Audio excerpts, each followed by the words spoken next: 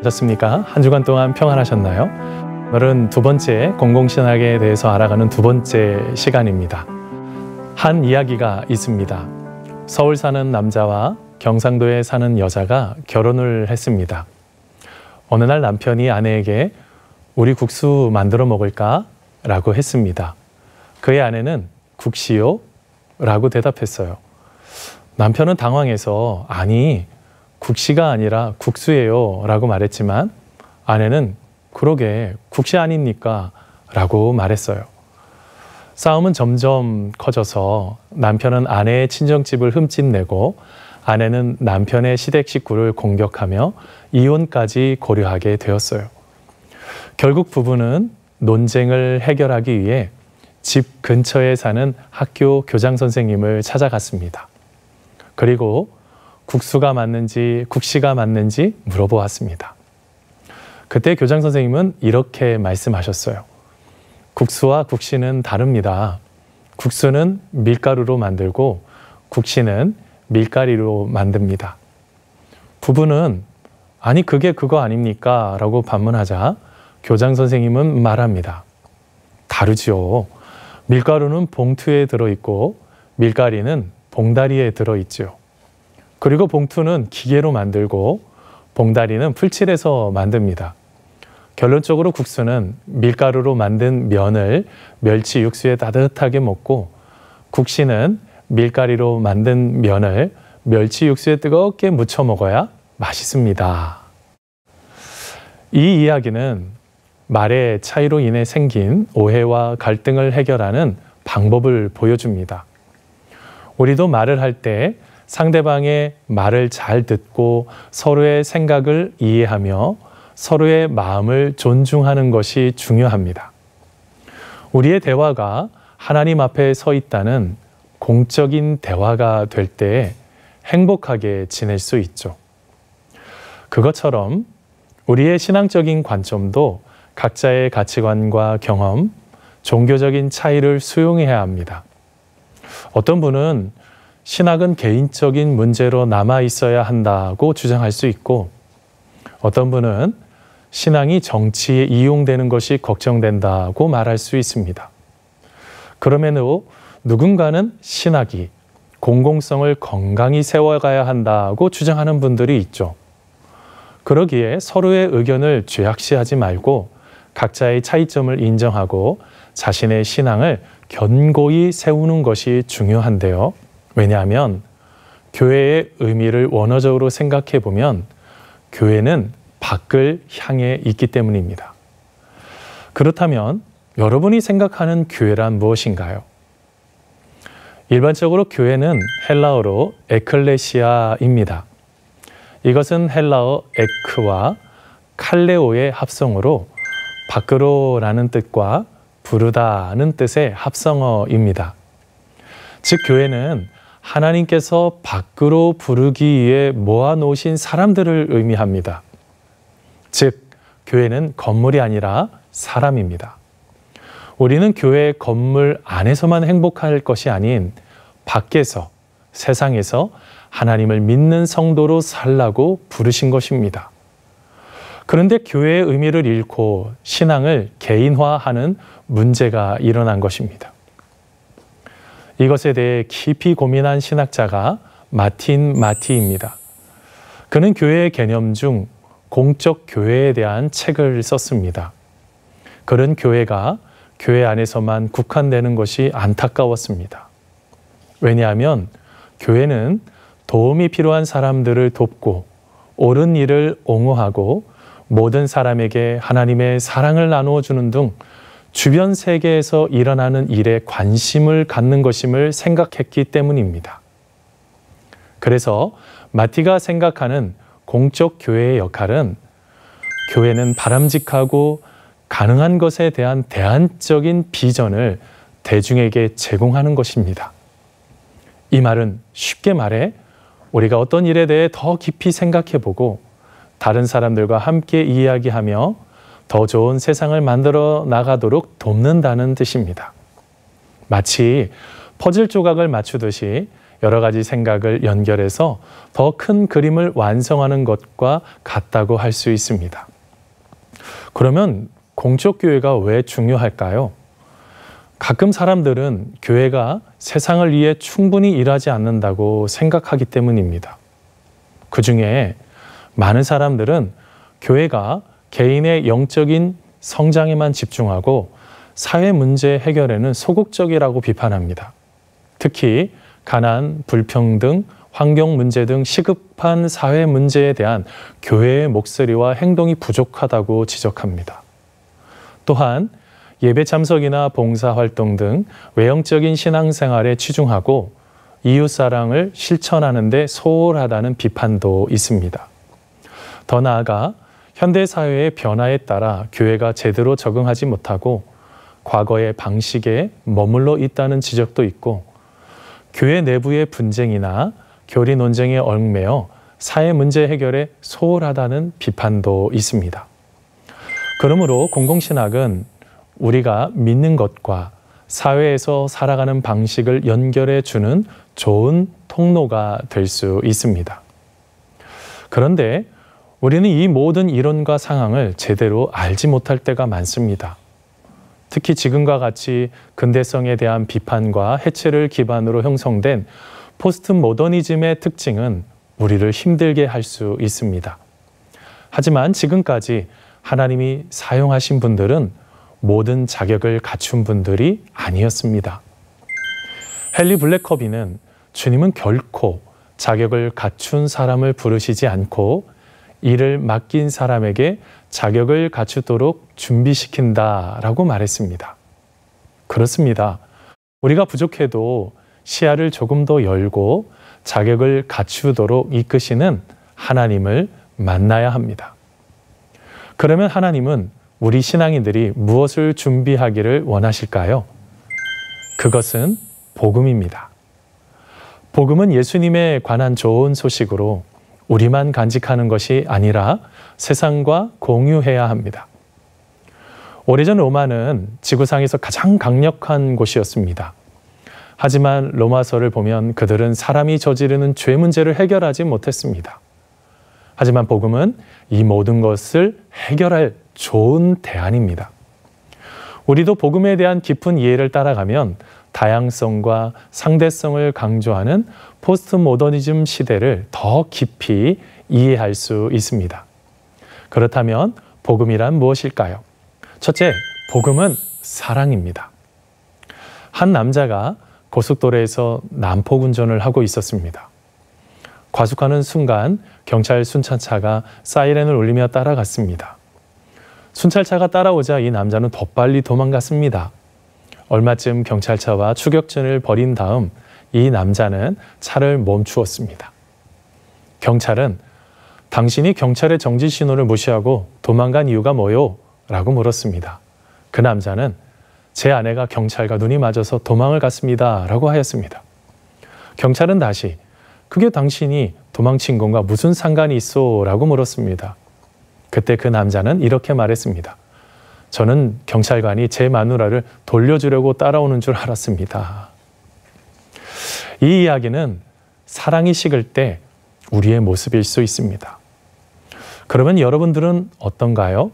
진심으로 하나님이 주신 사랑을 실천하고 있나요? 고 하용조 목사님은 이런 이야기를 하셨습니다. 사랑하면 생각하게 되어 있습니다. 그리고 사랑하면 방법이 보입니다. 그렇습니다. 우리는 사랑해야 합니다. 우리는 한 번, 두 번 하나님의 사랑을 나누었을 것입니다. 하지만 어느 순간 그 사랑을 잃은 분들이 계십니다. 하지만 바울이 하나님의 사랑을 깊이 깨닫듯이 우리도 하나님의 사랑을 깨달아야 합니다. 로마서 5장 8절입니다. 우리가 아직 죄인 되었을 때 그리스도께서 우리를 위하여 죽으심으로 하나님께서 우리에 대한 자기의 사랑을 확증하셨느니라. 바울은 하나님께서 자신을 얼마나 사랑했는지 알고 하나님 앞에 사랑의 빚진 자로 살아갔습니다. 그 사랑은 자신의 동족인 유대인만 사랑한 것이 아니었습니다. 그는 세상의 모든 자를 사랑합니다. 로마서 1장 14절, 15절 말씀입니다. 헬라인이나 야만인이나 지혜 있는 자나 어리석은 자에게 다 내가 빚진 자라. 그러므로 나는 할 수 있는 대로 로마에 있는 너희에게도 복음 전하기를 원하노라. 그렇습니다. 우리는 교회 안에서 사랑을 나눌 수 있지만 이 세상에 있는 모든 자를 사랑해야 합니다. 즉 우리는 사도 바울처럼 예수님이 걸어오신 그 사랑의 깊이를 알아야 하죠. 둘째, 복음은 인간을 구원하는 능력입니다. 교회에 세 가지 유형의 사람들이 있다고 합니다. 첫 번째 유형은 예수님과 하나님에 대해 들었지만 실제로는 이해하지 못합니다. 마치 이야기를 들었지만 메시지를 받지 못하는 것과 같습니다. 둘째는 복음은 알아듣습니다. 이 사람들은 이야기를 이해하고 그것이 중요하다는 것을 알고 있습니다. 그들은 행복하고 감사하다고 느끼지만 그것에 관해 이야기해달라는 요청을 받으면 어려움을 겪습니다. 마치 비밀을 알고 있지만 공유할 수 없는 것과 같습니다. 셋째는 이 사람들은 예수님의 이야기를 이해하고 실천할 뿐만 아니라 자신 있게 전합니다. 그들은 자신이 배운 놀라운 것들을 다른 사람들에게 모두 이야기할 수 있는 이야기꾼과 같습니다. 근데 교회에 다니는 사람들 중에 예수님의 메시지를 완전히 이해하지 못하고 세상을 구원하겠다고 하는 분들이 있습니다. 그래서 실패하고 좌절하게 되는 것이죠. 감리교를 시작한 존 웨슬리가 그러했습니다. 그는 교회에서 많은 일을 하고 선교도 나갔지만 그 자신은 복음을 완전히 이해하지 못했습니다. 그는 미국 선교사로 조지아에서 사역을 하다가 철저히 실패하고 영국으로 돌아가게 되었습니다. 그때 가는 백길에서 풍랑을 만났는데 그는 죽을까 봐 너무나 두려웠습니다. 죽으면 천국에 간다는 확신이 없었던 것이죠. 그때 독일 선교사 벨로 목사가 물었습니다. 당신은 구원받았습니까? 구원받은 것을 믿습니까? 웨슬리는 대답합니다. 나는 구원받기를 또 구원받은 것을 믿게 되기를 원합니다. 또한 그가 귀국한 뒤에 나는 믿음이 없음을 분명히 깨달았다. 나는 구원받을 수 있는 단 한 가지 길인 믿음이 부족함을 느낀다. 그리고 눈물로 나는 설교할 자격이 없다고 고백하기도 했습니다. 그러던 웨슬리가 1738년 5월 24일 올더스케이트 거리의 기도 모임에 참석했습니다. 그때 로마서 말씀을 읽다가 의인은 오직 믿음으로 살리라는 말씀이 그 마음에 부딪혀 왔습니다. 그는 깨닫습니다. 그렇구나. 내가 아무리 죄가 많아도 구원은 행위가 아니라 예수님의 십자가의 은혜를 믿음으로 된다고 하셨구나 라고 고백했다고 합니다. 그 순간에 웨슬리 목사님의 죄짐이 다 사라졌습니다. 가슴이 이상하게 뜨거워졌습니다. 그리고 동생 찰스 웨슬리에게 달려가 외쳤습니다. 나는 믿는다. 예수 그리스도께서 나의 모든 죄를 짊어지셨음을. 성도 여러분, 복음은 능력입니다. 사람을 변화시키는 능력이죠. 사도 바울은 말합니다. 로마서 1장 16절입니다. 내가 복음을 부끄러워하지 아니하노니 이 복음은 모든 믿는 자에게 구원을 주시는 하나님의 능력이 됨이라. 먼저는 유대인에게요, 그리고 헬라인에게로다. 복음의 능력은 모든 믿는 자에게 흘러갑니다. 그리고 모든 사람을 변화시키는 힘이 되죠. 부산 복음병원의 외과 의사인 이병옥 박사님이 계십니다. 그는 암 수술의 최고 권위자인데 그는 자신이 외과 의사라는데 불만이 많았다고 합니다. 그는 매우 힘든 수술을 했는데 스트레스도 많고 피를 많이 흘리는 것 때문에 사람들이 피하려고 했다고 합니다. 그 모습에 박사님은 자신이 맡은 일을 아주 잘했지만 행복하지 않았습니다. 그러던 어느 날 그에게 변화가 생겼습니다. 그는 진정한 행복이 돈이 많거나 화려한 것을 갖는 데서 오는 것이 아님을 깨달았습니다. 오히려 하나님을 기쁘시게 하는 의미 있는 일을 하는 것에서 온다는 것을 알게 됩니다. 그 후 자신의 일을 사람들을 돕고 변화를 만드는 방법으로 여기기 시작했을 때 그는 기분이 훨씬 나아졌습니다. 그는 심지어 자신의 믿음과 그것이 그에게 얼마나 큰 의미가 있는지 다른 사람에게 말하기 시작했습니다. 그는 이렇게 말했습니다. 이처럼 새로운 시작을 가지게 되니 삶이 즐겁고 활기가 넘치기 시작했습니다. 그리고 저처럼 성공적인 삶을 아직도 발견하지 못한 사람들을 위해 틈만 나면 전도하는 전도에 미친 사람이 되어버렸습니다. 우리도 지금 자신이 처한 곳에서 하나님을 만나야 합니다. 하나님이 나에게 맡겨주신 것임을 깨닫게 되면 그 자체가 나에게 큰 의미가 됩니다.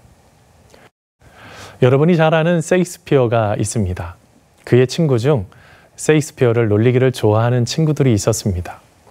그때 창밖 공원에서 빗자루질을 하는 청소부를 보고 질문을 합니다. 여보게, 친구, 자네가 정말 대단한 작가인 줄 아네만 그렇다면 저기 청소부를 한번 멋있는 문장으로 설명해 보게. 그러자 셰익스피어는 말합니다. 보게, 저 청소부는 지금 지구의 한 모퉁이를 쓸고 있네. 셰익스피어가 공원을 쓸고 있던 이름 모를 청소부를 지구의 한 모퉁이를 쓸고 있는 위대한 사람으로 바꾸어 주듯이 우리도 지금 하고 있는 모든 일이 위대한 일입니다. 그러므로 진정한 능력 대신 예수님을 철저히 의지하여 오늘 하루를 살아가는 삶이 되기를 바랍니다. 셋째 복음은 우리를 믿음에 이르게 합니다. 한 이야기가 있습니다. 6살 된 주일학교 학생이 성경책을 선물로 받았습니다. 어떤 분이 아이가 성경을 받은 것을 축하하며 성경책을 잠시 구경할 수 있겠니? 라고 물었습니다. 좋아요. 하지만 펼쳐보진 마세요. 펼치지는 말라고? 왜 그렇지? 그러시면 하나님이 나오게 될 거예요. 이 아이의 장난스러운 반응에는 깊은 진실이 담겨져 있습니다. 성경을 여는 것은 하나님을 만나고 그분의 메시지를 발견하기 위해 문을 여는 것과 같습니다. 우리가 성경을 더 많이 읽고 묵상하고 생각할수록 우리의 믿음은 더욱 강해집니다. 사도 바울은 말합니다. 로마서 1장 17절입니다. 복음에는 하나님의 의가 나타나서 믿음으로 믿음에 이르게 하나니 기록된 바 오직 의인은 믿음으로 말미암아 살리라 함과 같으니라. 이는 복음을 통해 믿음으로 믿음에 이르게 하는데 이것을 깨달은 사람이 마틴 루터입니다. 그는 하나님 앞에서 올바른 것이 우리 자신의 노력에서 나오는 것이 아니라 예수님을 신뢰함으로써 나온다는 것을 배웠습니다. 이 발견은 그의 인생을 완전히 바꿔놓았고 더 믿음 있는 삶으로 살아간 것입니다. 루터의 돌파구는 복음의 재발견입니다. 그가 발견한 것은 잃어버린 것을 되찾고 다시 끄집어내고 되살리는 것이었습니다. 특히 사도 바울이 인용하는 말씀은 하박국서입니다. 그가 활동하던 시대로 유다 민족이 바벨론 제국으로부터 멸망당하기 직전의 상황입니다. 바벨론은 아수르 제국을 파멸시켰고 애굽도 점점 파멸시키고 있었습니다. 이제 유다가 바벨론으로부터 멸망당하는 것은 시간 문제에 불과했습니다. 이런 급박하고 위태로운 시대에 하박국은 하나님께 질문을 던졌습니다. 비록 유다가 죄를 지었지만 어떻게 유다보다 더 교만하고 더 악한 바벨론을 통하여 유다를 심판하려 하십니까?